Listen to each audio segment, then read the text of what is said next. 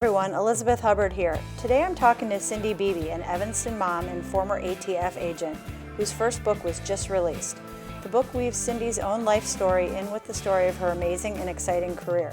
In this clip, she shares the tale of a shocking case that happened nearby in Niles, Illinois. That was a serial bombing case in Niles, as you mentioned, ironically also in 1993. But at that time, I was working out in Oak Brook, and I lived in Evanston, and I drove down Gulf Road every day to get to 294. And one afternoon I was driving home from work, and I was on Gulf Road. And at that time we had pagers, but we didn't have cell phones. And I got a page, and I pulled into a gas station to answer the page, and I heard about a fatal bombing that I was supposed to respond to in Niles. Well, the gas station was in Niles, and my supervisor is telling me where this bombing has occurred, and I know this area very well. And I'm standing in a gas station looking across the park exactly at the townhouse complex where that bombing had occurred. So I was less than 5 minutes. I was right there. It was just some kind of odd karma. So I was assigned to that case. I was able to get there very quickly. The intended target was the ex-girlfriend of a man named William Lennius, who was about 30 years old at the time. His intended victim, as I said, was a girlfriend who had broken up with him. William Lennius had built two very powerful pipe bombs and hidden them both, disguised them both. The one that did detonate and killed the intended victim's neighbor, it was absolutely the tragic case. William Lennius had hidden this bomb inside a brand new, large, bright red toolbox. And he had left the toolbox underneath the intended victim. Her name was Ellen, underneath Ellen's car, the front tire, with the idea being that Ellen would move the toolbox, try to open it, and once the key was turned, that would detonate the bomb. And it was really an awful scene. He left that toolbox right next to a playground that was full of kids. Any one of those kids could have gone over there and tried to open that toolbox, and it would have just been a devastating result. But Ellen did not open the toolbox. She pushed it aside, drove away. Unfortunately, her next door neighbor picked up the toolbox because the next door neighbor's name was Debbie. Her husband was very handy. And she thought, oh, well, maybe my husband can look in here and see who this is or see what this is. She took the toolbox inside their townhouse.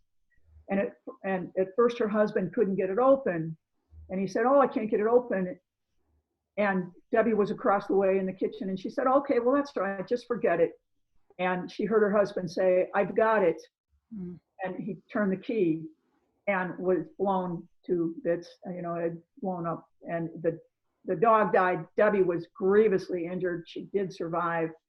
Just literally seconds before, one of their three kids had walked through the room and had gone out the back door, and thank goodness that child was not injured. But it was just an incredibly powerful bomb, and it was the most disturbing crime scene I ever saw. And when you come across a crime scene like that and you feel that so strongly, is that what makes you want to follow it through? Some of your cases took years to solve or to bring to fruition. In the book, I was struck by your commitment to each of your cases. Is that common? Is that what most agents are like? Wow, that's a good question. I'm not entirely sure. I mean, I do think yes, in the sense that I think the typical agent is committed to his or her job. Yes.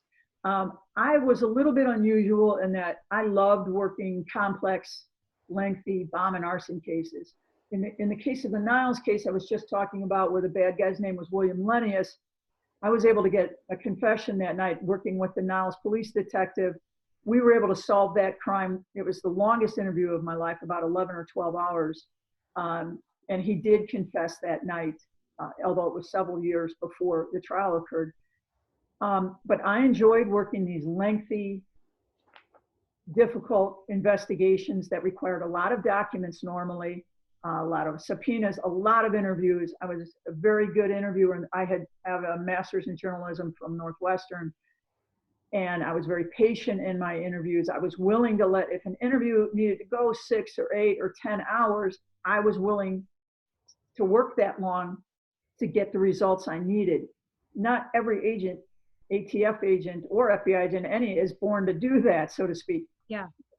Most ATF agents work guns, and I did work some guns, but most ATF agents are more interested in working guns and gangs and gun trafficking.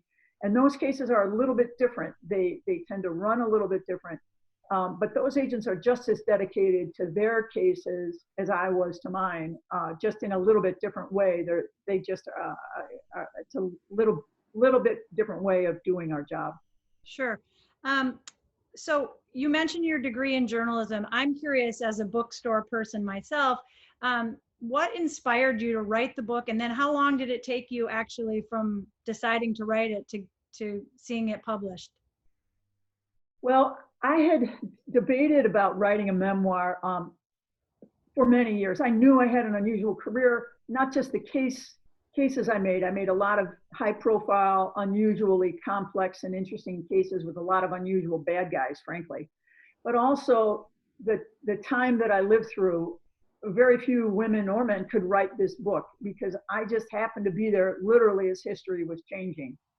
And I thought it was important, not just because of my cases, but because of the times that I lived through, to try to document that. I wasn't 100% committing to writing the memoir until one October in 2016, I actually think it was. I had both a sore knee and a sore foot at the same time. And I had to kind of keep my leg up. And I thought, well, this is it, now or never. I'm either going to write this memoir or I'm not. Okay. And I sat down and I started writing it. And it took me about 2 years from start to finish. And that is not 2 solid straight years of writing every day. Sure. But it took about 2 years of writing I tried very hard to make it readable, to make it accessible, to make it fun and interesting. And I had many of my friends who live in Evanston, help me edit it, but about a 2-year project. Have you heard from any of your former coworkers who may have read it, and what's their feedback? Yes, they have read, or some of them have read it and have enjoyed it very much. Yeah, thank you. I thought it was nice. Most of your commentary about your coworkers was positive. So I feel like you weren't throwing people under the bus, which is nice in a memoir. So a follow-up question to the writing the book. As I read it, I could see it made into a movie. Is that something that you've ever thought about? Yeah, sure. My literary agent and they're trying, working to sell it to television or the movies. I know there's a process, and they do have a television and movie agent with Foundry Media who's contacting people. So yeah, sure. I would love that. They would love. The thing that I consistently hear, and I have for years heard, is it's would be a great television series. Yeah, I could see that too. Yeah, but I'm not picky. In the sense that I would like it to be well written, but whatever format someone thinks would work is okay with me. And do you think you have another book in you, whether it's about this subject or a different subject? Oh yes, in fact, I'm working on a second book right now, and I also have a third book in mind. I wrote this. One reason that I worked so hard on this book is I hope to build a second career as a writer. So I would hope that, in the next decade, I write several books, for example, and we're finishing a book proposal on a second book right now. I've worked on a book proposal for a third book, but it is a lengthy process, but that's where I am. So yes, I hope to continue. Well, I'm excited for us to get together in person and hopefully at the book stall or other places around Evanston, so that our neighbors and friends and people from the whole Chicagoland area can come and ask you questions. But this is a book I really recommend for everybody. And I was so glad to read it, and I'm glad to talk to you about it. And I think it's one of the interesting things about living in Evanston is that you and I met, for instance, volunteering for orchestra a couple of years back. I don't know if you remember that. And then here we are talking about a book that you wrote. And so many of our neighbors do interesting things, but we don't always even know what they do. So I had no idea about your past career, and it's been really exciting to read about it, and I hope other people get to as well. So Thanks for talking to me about the book today. It's just a book I think we'd love to promote to everyone. So thank you. Did we say the name? Oh, please do. We said it at the beginning, but let's say it again. Show a copy. We've got Boots in the Ashes, a great cover. Even the cover is gonna be attractive to people. I think people will grab it just because of the cover, but you can't judge the book by its cover. I'm here to tell you that it was a good read, and I think everyone will enjoy it. So thank you, Elizabeth. yeah, thank you.